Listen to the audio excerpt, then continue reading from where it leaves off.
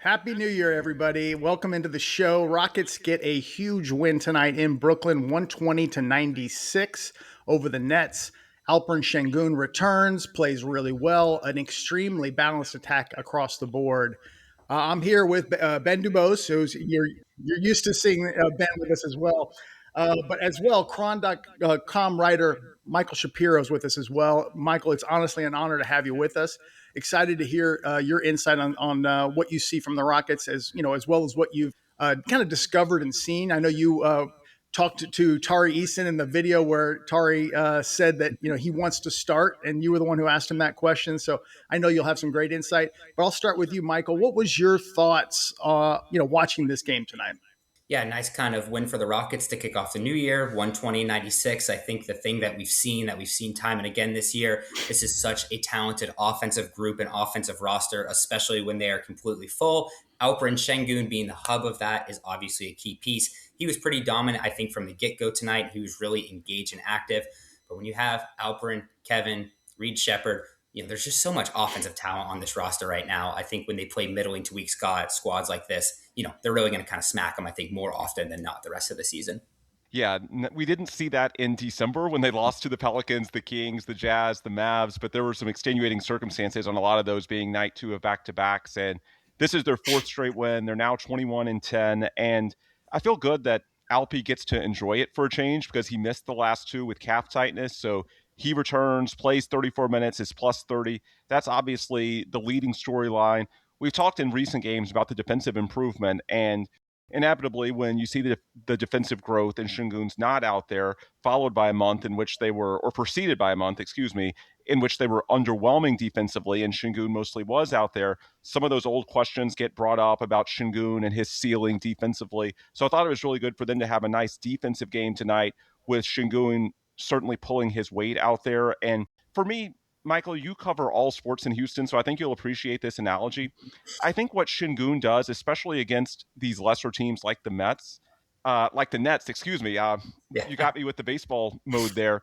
It reminds me of a baseball pitcher that consistently throws 200 innings. Think a Framber Valdez for the Astros, in that you really need that over the course of a long regular season, like the NBA, like Major League Baseball, and you don't always appreciate it until the player is gone. Like, we always talk about some of the ceiling guys for the Rockets, and lately the way Houston's increased the usage of guys like KD, certainly in the absence of Alpi, and we're always talking about Amen and Reed and what they can do on ball. But Sengun, when you have a low post threat that is as durable as he typically is and can score the ball at will inside, and you're playing a lesser team with no rim protection, you're almost guaranteed to win.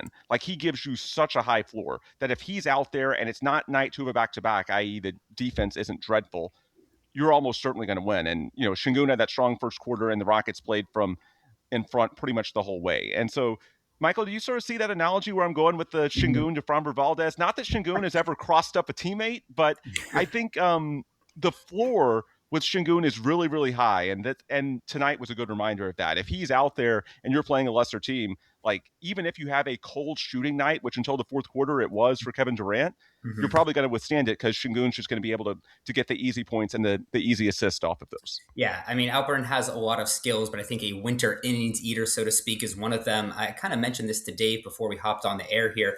I really like when the Rockets make an active effort to have Alperen eat early. I think when he gets a couple of quick buckets, not only is that something for him personally, right? I think it's just a defensive attention situation where teams and defenses go, oh crap, right? This is a night where we're going to have to send 2-3 bodies at him.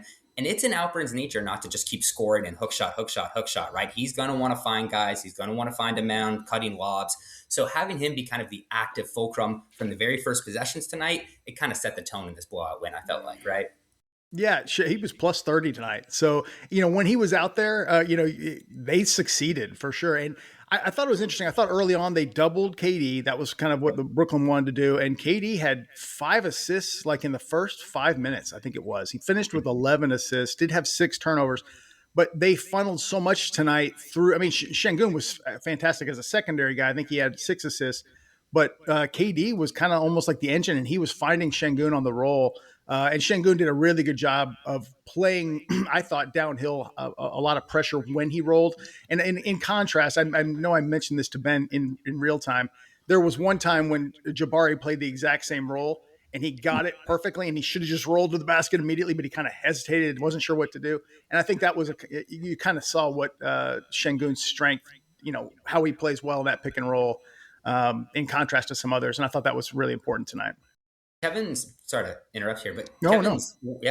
Kevin's work as a facilitator, I think, especially the past couple weeks in Houston, has been really impressive. He's found a nice couple slip screens to Alperen for dunks tonight. He had 8 assists on Christmas, 7 against Cleveland, and then 11 tonight. He was pretty happy, I felt like, on Christmas about the ball movement, how they were just making the Lakers. Now, it is the Lakers defense, which is pretty disgraceful often, but the Lakers were on skates, right? And Kevin kind of mentioned that post-game as he was getting dressed, that they were pinging it side to side. And I guess maybe this is kind of a dumb thing to say or an obvious point. He's a pretty elite passer. Obviously, he's one of the greatest scorers ever. He sees the floor so well. And when he has players like Alperen, like Amen, who can score on multiple levels of the floor, you see that IQ open up, and you saw it tonight, which was great. Yeah, and I thought Amen's postgame interview with Vanessa Richardson, the walk-off, pointed to the same thing, the ball movement. And Amen tonight had 23 points on 10 of 12 shooting, so he often was the finisher rather than the initiator, often taking advantage of the gravity of KD and Alperen. But yeah, across the board. Yep. The ball movement has been better. And yeah, the 2 threes. He had a friendly rim. That was one of the friendliest rims I've ever seen, by the way. It's true. It really was. But I had to look it up. He's only had one other game this year where he's had more than one made 3. And I don't mean to interrupt, but go ahead, Ben, finish your thought. No, I was going to say a full circle moment. So I can remember 11 months ago, one of the worst Rockets losses of last season was in that same gym against the Nets right before the trade deadline in early February. It was the one where the Nets hit 2 threes in the final 15 seconds when they were down 4. Dave, I'm sure you remember this. The last was by D'Angelo Russell. And I was in the building. I had made the trip to New York. I was there as a fan. But I can remember getting on the subway to go back to the hotel after. And I must have told my wife like 10 plus times and tweeted 100 times, Kevin Durant is begging to be on the Rockets. And yet Houston doesn't have the sense of urgency.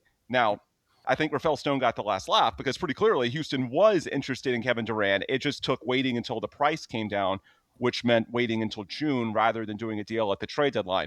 I was so frustrated at the time because, the Rockets clearly needed a closer. That was the quintessential game against a lesser team when they led most of the way, couldn't close it.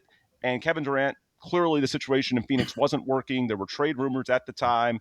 And it was pretty clear that Houston was on his list. Just at the time, it didn't make sense for the Rockets to do the deal, and they didn't. Well, almost a year later, now Kevin Durant is a Houston Rocket, and they finished the game in Brooklyn. Well, I guess they didn't need to finish it because they were up by so much thanks to KD and Alperen that it wasn't even close down the stretch of the fourth quarter. But I just thought it was a full circle moment. Right before the trade deadline, the Rockets didn't have KD and blew the game. Tonight they have KD and they win going away. I know it's not the same Nets team, but it's a pretty good win. It speaks to the value of Kevin Durant, and I just think he set such a good tone across the board. Like, people throughout this winning streak have talked about his defense. Michael, you talked about his assist. I think KD's defense has been so much better this year. There have been a couple of stats I've seen about how he's one of the top guys in terms of field goal percentage against when he's the primary defender in the entire league.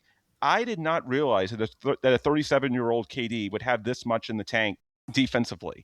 And I see a couple of comments in the chat about Alperen's defense maybe not being as good as the plus minus would indicate.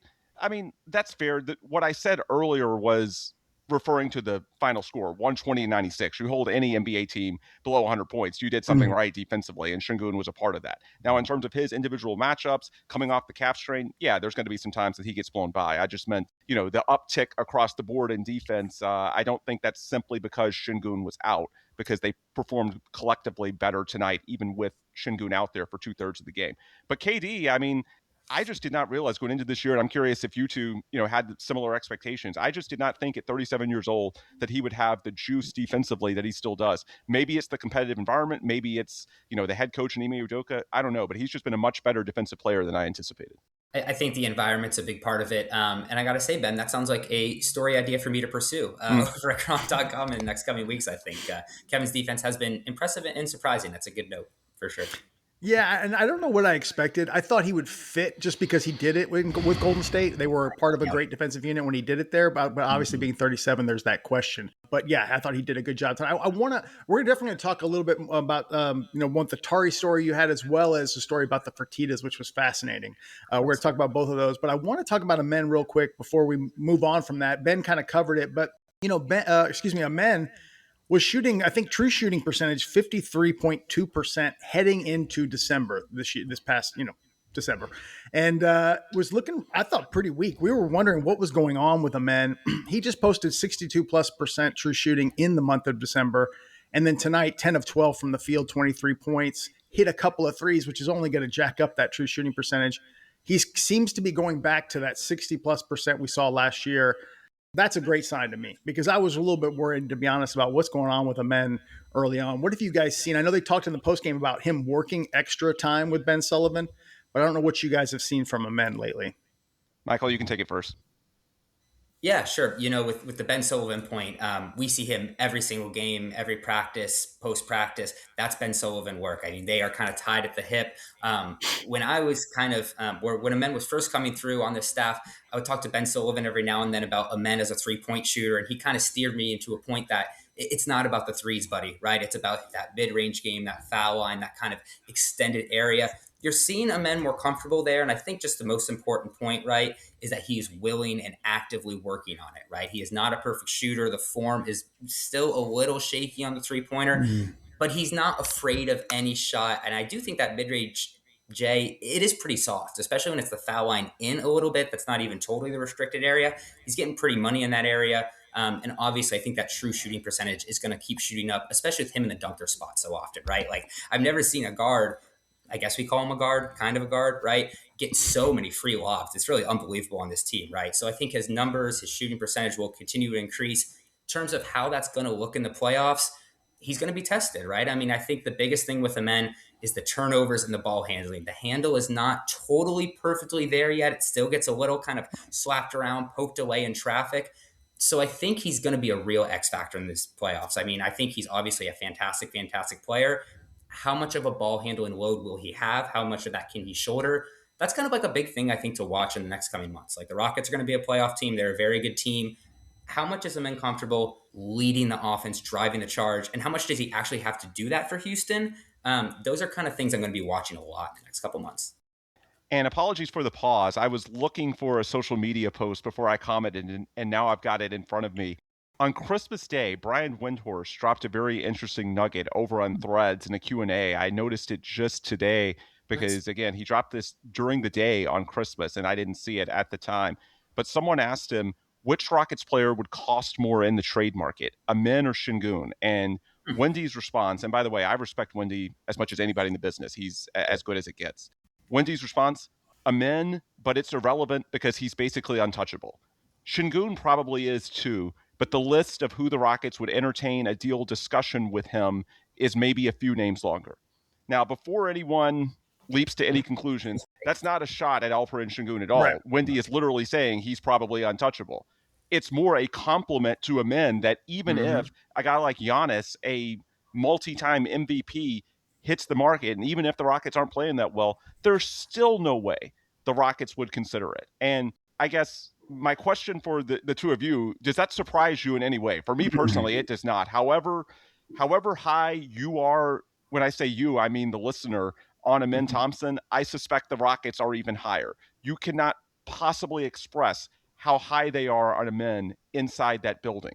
They love the guy, and it's important to stress this is just year 3, the first half of year 3. Yeah. So yes, there's some clear weaknesses, but when you look at the totality of the play on both offense and defense and the areas he can still get better over the next couple of years, to the point where he's in year 5, like Alperen is right now, it's not a given that Amen's going to get there, and it's certainly not saying that Amen is a better player than Alperen right now. But I think in terms of projecting the future, there's not many players, if anyone, in the NBA that the Rockets would trade Amen Thompson for, and that's not a shot at Alperen Sengun. It's more just how highly the Rockets view Amen Thompson as a player, period. So I just thought it was fascinating for Wendy to lay it out there that specifically. Any surprise from the two of you that that's apparently how the Rockets feel? Go ahead, Michael. I definitely have thoughts on this. Sure. I'll go first and then leave it for you, Dave. Sure. That doesn't necessarily surprise me per se. I mean, I think we can go all the way back to the lottery, all the way back in 2023, right? Where the Rockets, they were bummed to not get Victor Wembanyama, obviously. But I think from Rafael Stone in the front office, it was like pick 2 versus pick 4. Like, we don't care. Like, it was a men at that number 2 prospect spot. I feel pretty confident saying that, reporting that, however you want to put that.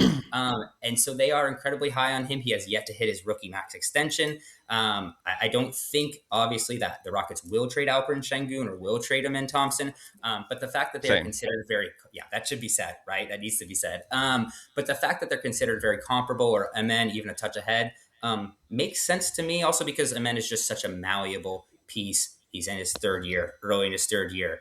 Again, I think Alperen is a fantastic player. You can win a championship with Alperen probably as like your second best player. I do believe that. But the fact that he is not as untradeable as a man, quote unquote, it's interesting but not surprising. That's what I call it. Yeah, and I know the question was framed as Sengun or Amen, but it really doesn't have anything to do with Sengun. It's just about, as Ben, in my personal opinion, how he described it is accurate, as in they view Amen as truly something special. Like I know for a fact somebody high up in the Rockets office told me, yeah, if we got the number 1 pick, we would have taken Wemby, but we would have hated not getting Amen Thompson. And that's if they got Wemby, who's like, the alien. And so that's how high they were on him. And I stress that at that time we were doing live streams and all that. And, I was thinking Scoot Henderson, and I know all the fans wanted Scoot Henderson and all that. I give the Rockets an enormous amount of credit. I gained a ton of amount of respect for the front office because they were absolutely Amen Thompson over Scoot Henderson. I don't think the mainstream, just fans, I should say, were there, including myself. I want to transition our discussion to the other half of the Terror Twins. Dave, you teased to this earlier, but Michael, you were on the scene in LA when Tari gave that interview last week saying, I want to start. And ever since he was that forward, there's been a little bit of fear from the fan base. And yet when you look at the numbers, now, first off, the Rockets are 4-0, so you can't complain when the team's winning. But beyond that, Tari Eason's stats individually, 12.5 points, 6.5 rebounds per game, better than 57% overall shooting, 46% from 3, 65% true shooting in these 4 games. And the reason I'm emphasizing these 4 games is this is when his role is flipped. So he's getting what he asked for, which is the spot in the starting lineup. He's playing alongside the other high usage guys like KD, like Sengun tonight, like Amen. And yet it seems he's perfectly comfortable taking a secondary role. And that speaks to the shot attempts. He's averaging less than 9 field goal attempts per game. So when you hear that interview, and we also know it's a contract year for Tari. He's going to be a restricted free agent this summer. There's no ifs, ands, or buts about it. That's just the way it works if you don't extend your rookie scale guy by the start of their 4th season. So it's a contract year. He's finally getting the chance to start. I think that was his word, Michael, finally. And so the fear whenever you see an interview like that is this guy's going to be all about the counting stats, and he's going to go chuck, and he's going to put up numbers, but it's going to be to the detriment of the team. And yet it's almost the complete opposite of that. Like, he's working completely within the team construct, as evidenced by the extremely efficient numbers. If anything, you could argue that maybe he should be more aggressive in shooting it more. So I guess, Michael, I'm curious your thoughts, since you were asking him some of the questions, you were there.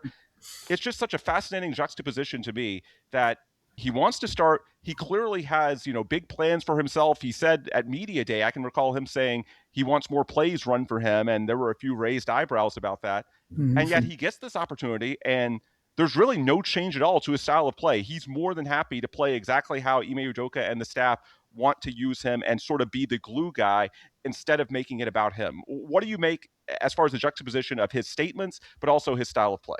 Yeah, I mean, Tari, knowing him for a couple years now, he's a very eager individual, but I also want to say he's a very earnest individual, right? I think when he says, yes, I want to start, part of that's for him, but part of it, I think, is also that he thinks it's for the betterment of the unit, right? I think a lot of that is that last point that you touched on, that Ime and the staff have gotten that collective constant buy-in, right? Where we will put you in a role to succeed. And that means both for the team, but also for you as a human, an individual, a contract, whatever that may be, right? I think also the third kind of thing to think about is he doesn't need to force it because he's kind of living in basketball offensive heaven for his role, right? I mean, so many guys are converging onto Alperen, to Kevin. There's people on Amen. He doesn't need to force things to really get his numbers, right? To score 12, 15 points a game, 10 points a game. He just needs to kind of hang in the corner, be a slasher, make a few plays here or there. And it was something I think it was on social media this year where he kind of got into kind of a Twitter, not a spat, but a conversation with someone. He's going, if I had played instead of 18 minutes a night, 34 minutes a night, here's what my numbers are, right? And on one hand, you can think, well, that's a pretty simple extrapolation. I don't agree with that. But it speaks to his mindset, right? Where he's saying, if I have my minutes, I don't need to do anything different. I just physically need the minutes to get the numbers that I see fit or to be the kind of player I see fit. So it was a pretty funny and interesting comment that he made in the Lakers locker room at Staples Center. Sorry, Crypto.com Arena, right? It started even funnier. He steps up to us and Tracy with Rockets PR says we have to be quick because he has to go see his family or whatever. Great, that's fine.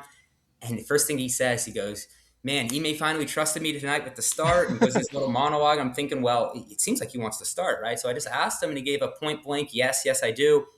But I really didn't interpret that as a me guy kind of thing. I really interpreted it as I just think it's best for everyone, for me, for us. And it just really speaks to both him as a person and the culture that Ime has instilled. They're like this, I think, by the way. There's sometimes friction with the two of them, but they're very similar personalities in a lot of ways. They're very similar competitors. So, and Ime said it himself. Sorry to go on like this, but Ime said, I don't mind guys saying they want to start. I don't mind guys kind of voicing what they want, right? And Ime took it into account. He started the past few games, and it's working. If it doesn't work, we'll go away from it. It's that no egos kind of thing with the Rockets, right? So I just think it's such a nice ecosystem for Tari is the long and short of it. And Dave, I'm curious your thoughts about the long-term implications of this, because if this continues, and the caveat that we have to keep restating, it's a small sample, 4 games. This is nothing conclusive just yet.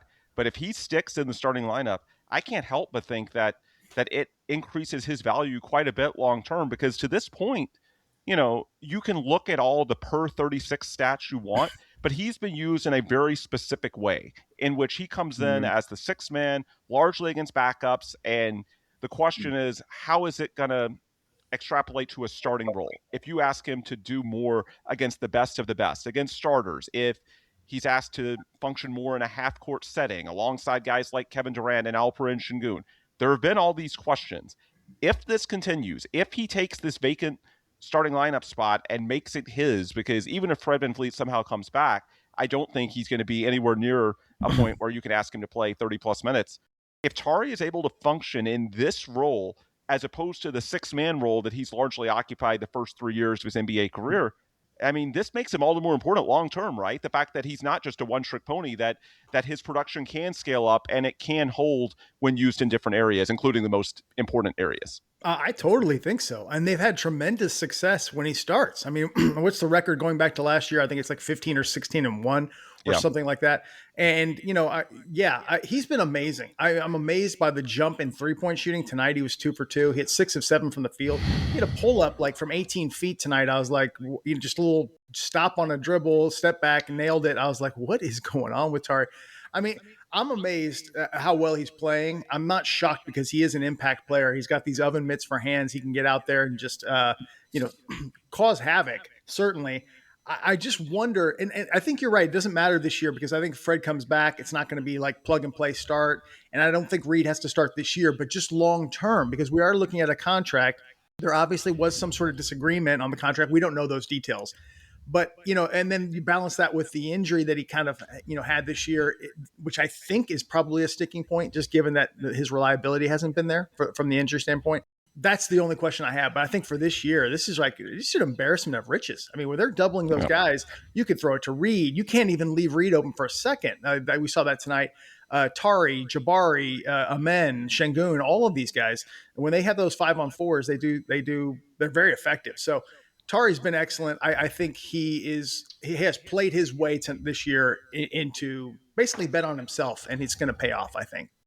All right. Before we wrap up, Michael, I want to tee you up to talk about a couple of your recent stories at cron.com, because I think there's some fascinating longer-term implications for this franchise. And I mentioned earlier the return of KD to Brooklyn, and also the return of the Rockets to Brooklyn for the first time since that debacle last February.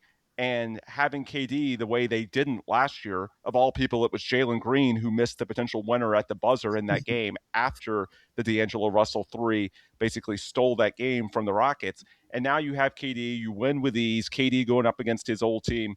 And I think it's so fascinating that the Rockets were willing to wait until the offseason, because if you're reading the tea leaves, if you're reading the reports that were out there, the Rockets were the second or third seed in the West at the time. And Kevin Durant is Kevin Durant. And he had made it clear that he was open to coming to Houston. Mm-hmm. And yet the Rockets didn't do the deal at that time. They waited until the price came down to something that made more sense for them, given his age and what they would have to give up in terms of their existing young core. And to me, that signals the role of Patrick Fertitta. If it was just Tillman, I think back to, the Russell Westbrook trade. Dave, I'm sure you remember my front office got a little weak in the knees at the end. Remember that? Yes. Explaining, the final 5 yards of the CP Russ trade. Yes. And I think for Tillman, a relatively new owner at the time, Russ was definitely the splashier guy relative to Chris Paul at the time, just like Kevin Durant a year ago would have been the splash guy. And I'm certainly not comparing KD to Russ as a player, just looking at it from the standpoint of an owner that says, hey, I can bring in a former MVP. This is going to, move merchandise, sell more tickets. The Rockets had that opportunity. They could have added Kevin Durant to a 2 seed, and yet they said, hey, it's not worth it, because to do it at this price point would take away from our longer term formula. So they waited a few months. They did it in the offseason, and here we are. It feels like you basically swapped out Jalen Green for Kevin Durant, but by and large, especially with Dorian Finney-Smith now sort of backfilling the Dillon Brooks role, you sort of have the framework of last year's team, but with KD instead of Jalen Green as the tip of the spear scorer. And I think that was always the vision. So, Michael, you wrote about the relationship between Tillman and Patrick's, increasing role the last few years with the Rockets. Technically, he's alternate governor, and really that makes him governor most of the time, since Tillman's ambassador to Italy right now and not even in Houston majority of the time. What have you seen from Patrick Fertitta as you've gotten to know him, as you wrote this story, getting to sort of witness his interactions around the organization? Is that a good illustration of sort of, I guess, his style and his focus and what he tries to, the leadership he tries to exert and the areas that he tries to steer this organization in? Yeah, I think with Patrick, it's a lot of selective aggression is the best way I would put it. And I think that's just very much in step with Rafael Stone, right? There's not a recklessness to the way the Rockets do things. They have a lot of process. I spoke to Tillman and Patrick in the tunnel at Toyota Center on Saturday night, I want to say, right? Last weekend. And Tillman was in town for a few days. He's flying back to Italy. I don't know if he's already back there yet. Safe flight, Tillman, if you haven't flown back yet. But I kind of chatted with them about Patrick's increased role in recent years. What does Tillman think of the way the organization is trending? And it seems like basically Patrick's point to me was, this is far from my first rodeo, right? I am in a new role, so to speak, with Tillman gone, but he's been learning from the feet of, I would say, the front office at large for the past, 5, 6, 7 years. It's been a while. And so he is in a position now where he very much defers to Rafael, very much defers to the front office, but he is an active voice in the whole process. And I would say he's a voice that is a calming one. He is definitely not the same kind of personality as his dad, totally. I kind of tried to pull them both for an interview. Patrick said, Tillman, you're in town. Why don't you just take this? And Tillman kind of goes, Patrick, get on in here too. And, he's a very kind of thoughtful speaker, I would say, right? He's talking about, we don't really care so much about December. We're thinking about April. We're thinking about 26 and 27. So I think Rockets fans should just feel really good that the guy in charge right now, with Tillman gone, de facto in charge, he might be 31, but I don't want to say wise beyond his years, but he's just a very thoughtful and process-oriented individual, which kind of fits this Rockets front office as a whole. Tillman goes, it's obvious we can beat all good teams. I think we can beat anyone in the league. And Patrick kind of goes, let's see how we look in May, right? So right. The difference you see between the fellas, right? And so it wasn't, I would say too eye-opening of an interview or anything, but I think it further solidified the Rockets' leadership structure right now, even with Tillman gone and Patrick there. It's very solid. It's very strong. And can you speak a little bit about how they hired Ime Udoka, or really they jumped on the guy that they knew was who And their coach extended was. him. Yeah, and extended him, of course, as well. But like they had I believe, interviews lined up with others, and they interviewed Ime, and they were like, "That's the guy." Is that right? I don't want to speak for you, but you can tell us what they kind of told you about that. Yeah, for sure. I mean, I don't know if I could speak to if they actively canceled or didn't schedule those interviews back in the day, but I do know, and I can speak to, that they had targeted Ime, and after some lengthy conversations, they were pretty stuck on him. Ime kind of let it slip at media day this year that he had signed a contract extension with Houston, right? And we had kind of done some digging, found out it's about a 6-year commitment, about $11 million per year, which is pretty big commitment to a head coach. You don't see that too often in the NBA. Right. So I asked Patrick about that, right? I said, why is Ime the guy you want to stick with through the decade? And it was pretty simple. He said, why mess with something that's good? When you know you have your guy, why play games? Don't complicate it, right? And so I think it's a situation where, as I said, both with Kevin Durant and with Ime Udoka, when they have their target, they're going to go after it. Now, I don't think the Rockets, this is kind of a different conversation, maybe for a different stream. I don't think the Rockets are going to be massive shark hunters at the trade deadline. But over the course of this era of the team, let's say, don't assume that Kevin is the only major piece / major trade that will be made over the next era, right? Yeah, so that is part of Patrick's MO. They will not do it recklessly, but they will not close their eyes and just hope this is it, so to speak. Yeah. All right. Well, go ahead, Ben. And you mentioned Patrick's age. I actually think his young age might actually be an attribute in this context, because Rafael Stone is the GM. He has the final word when it comes to basketball operations. So when we talk about the role of the governor or the alternate governor, they're the liaison. Like, they're the bridge between ownership and signing off on the decisions that Rafael makes. So you're not so much asking the person in that seat to make the decision. What you want is for them to have some level of knowledge and to not meddle unnecessarily. And I think with Patrick, he basically started his professional life when the Fertittas bought the Rockets in 2017. I think that was shortly after he had graduated from USC. So basically all of his formative years, he's been learning on the fly, but as a professional, he has been fully immersed in the NBA for a long time. And I think where that's different than Tillman, like, Tillman can certainly learn about the league, and I think he has over the nearly 9 years that he's owned the team, but he had a lot of his professional life owning other businesses. And I think running an NBA team, because of the sophistication of the audience, because of how high IQ fans are, because of how much they care about these teams, you can't pull the wool over eyes of your clients in the NBA the way you can in a lot of other businesses. And I go back to the CP Russell Westbrook trade. Just because it's the splash edition, it's going to cost you in time if it doesn't lead to the results that you want on the floor. And so I think you sort of learn the hard way, and it makes you, I think Tillman learned from that experience, but at the time he was just in his third year, second year, whatever it was, owning the team. He hadn't been through that before. And it's easy to think, hey, like, Russell is a far better athlete than Chris Paul is. It looked like Chris Paul that second year in Houston was almost washed. Let's just go with the splash move and sell more tickets, move more merchandise. There's a buzz factor, 2 former MVPs, and let's see where it takes us. And even if it doesn't lead to a title, whatever, it's going to be good for the bottom line. Well, in the long run, like, in this industry, fans care so much. It doesn't matter what the initial press conference reactions are. If you're not winning games and you're in a bad spot the way the Rockets were a year later coming out of the bubble, you're going to be in trouble. And so I think because of that experience, but also, Patrick sort of watching all these other teams around the NBA, he takes much more of a long view, right? That's been my impression, is that, he's not going to make a move, not doing the KD trade this time a year ago is a perfect example, just to make a splash acquisition. It's got to make sense. It's got to be on their terms. I think Tillman is there now as well, in large part due to Patrick's influence and Patrick sort of guiding him. And in that sense, I think having a younger guy who's gotten fully immersed in the NBA, I mean, it's a benefit, right? Like, he knows the NBA inside out in a way that, Tillman, with all of his other interests at the time, at least in the late 2010s, it just wasn't reasonable to expect him to have that level of knowledge. Yeah, I mean, basketball is Patrick's main / only business. I think that's the best way to put it. That was his finishing school, I would say, so to speak. Right? Yep. Mm-hmm. Yeah, I just say, just from my own standpoint, going through that whole thing, I was a big Daryl Morey guy, and when he was out, and then there was talk of, the owner's son is going to take over some of the basketball side of it, I was pretty nervous about it. And very, suspicious, I guess, and just how well they would do. And I think that we're very fortunate now is how I would say. I feel very good about their decision making and how they've assessed talent. I mean, look at even what they said about Reed. I know Stefan Castle's been great, but they were super high on Reed. And at least as far as the top two guys, Reed does look like he's got the potential to be what they've talked about, and certainly on a men over Scoot and a lot of other decisions they've made. So yeah, I'm very happy with the Fertittas and how they've built the Rockets up to this point.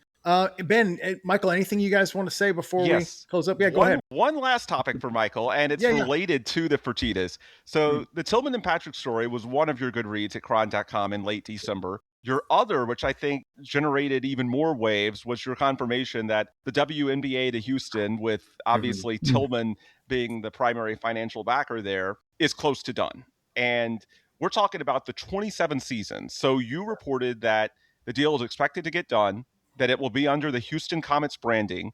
And this would be, assuming there's no work stoppage, this would be for the 27 season, which training camps open in April of 27, which is like 15 months away. Wow. So, Michael, I guess my question for you, not to put you on the spot, but how close do you think we are to a formal announcement? Because if we're talking 15 months away, like that's not that long. It can't be that long until we get some sort of announcement that the Connecticut Sun are formally, relocating to Houston by selling to an ownership group led by Tillman Fertitta, right? Right. I would say the timing of the announcement is something I am actually trying to get, but struggling a little bit. There seems to be a lot of T's to cross, I's to dot, P's and Q's, etc. Here's what I will say. Whenever this is finalized, which I would assume, let's say first quarter of this year, that feels right. The process of getting the Connecticut Sun to become the Houston Comets actually probably isn't as difficult necessarily as some people might think. The arena is in place, Toyota Center. The practice facility is in place, Rockets practice facility. The branding, the team name, obviously those things have to be like recreated physically, but we know what the brand is, right? We know it will be the Houston Comets. So I think it will be a very big whirlwind, 12-ish months or so, let's say. Probably think Gretchen Shear will spearhead a lot of that, whomever else Tillman and the Rockets want to bring in to do that, whoever is hired. But I think it will be a process where it should move relatively smoothly because arena, practice facility, we're set. As I said, as long as there's no work stoppage, expect the Connecticut Sun to play their final season in Connecticut in 26, then simply move to 27.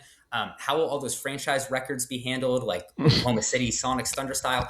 I don't know. I'll figure that out for y'all, but let's talk about that in 2027. That's like a minute detail. But yeah, it's happening. It's happening. It's happening, y'all. I was going to say 99%, but it's happening. We're going to get the Comets back, which is very fun for the market. I'm sure people are very excited. As am I. Ron Paul meme, it's happening. Yeah. Yes. Let's break some news here. That's very cool. I mean, the Comets were the first dynasty, so to speak, in the WNBA, and certainly the most important franchise early on. And so it's kind of cool to see it come back. I wish this had happened to the Houston Oilers being a kid in that era, but that they get to keep their name. But I'm excited for it, and hopefully it'll be great. What I haven't decided, assuming there's no work stoppage and the WNBA has a season this year, which might be a big assumption, but let's be optimistic.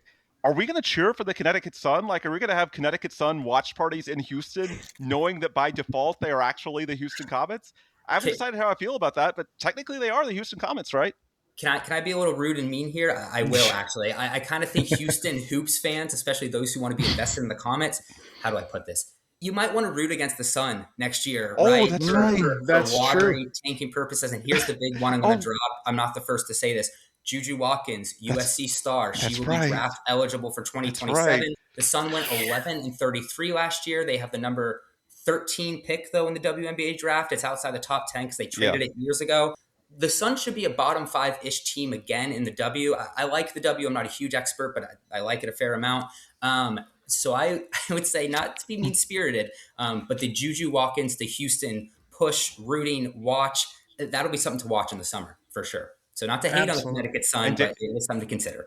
And Dave, you're all about a good tank, right? Oh yeah, absolutely. I'm here to root for losses for the benefit of the long term. So I think that works out great. It's not an expansion team, so you're not going to get like some sort of guaranteed pick. You're right. Yeah. And by the way, someone pointed out in the chat the WNBA with their new TV deal is profitable now, so Tillman should be happy. Yeah, absolutely. Everything you hear about the WNBA's finances is largely outdated. The new TV deal that they just signed a year or so ago, there's a reason why not just Tillman, but the 3 expansion franchises that were just awarded earlier this year to non-Houston locations all went for, I think, $250 million. And Michael, I think you reported it'll be $250 million or even a little bit above what the Yes. Fertittas are going to pay for the Sun to relocate them. So the point is, when you have 4+ groups willing to pay that level of price for WNBA team, yeah, the league is profitable. Some of the stuff that you hear is, it's before the new TV deal. And right now it's a good business to be in, as reflected by the Fertittas paying that. Yeah, I would say right now the Fertitta should expect a nice, modestly profitable business in the short term. Hopefully that expands long term. And yes, on the number, I was told north of 250 million is what I was told. Wow. Hashtag eat at Landry's, as our friend David Weiner, Beaman Dog, would say on Twitter. Absolutely. Guys, I appreciate it. Rockets get a huge win, 120-96. We're here talking with Michael Shapiro. Please go follow him on Twitter at mshap2. You can see the Twitter handle down below. Of course, that's Ben DuBose as well. Like I said, big Rockets win, and appreciate talking with you, Michael, about all these great stories you're writing over on Krong.com. And yeah, anything you guys want to say before we close up? I'm good. All right, Awesome. guys. Thanks for having me on. I appreciate it. It's great. You bet, Michael. Thank you. And again, Happy New Year to everybody, and we will see you guys for the next one.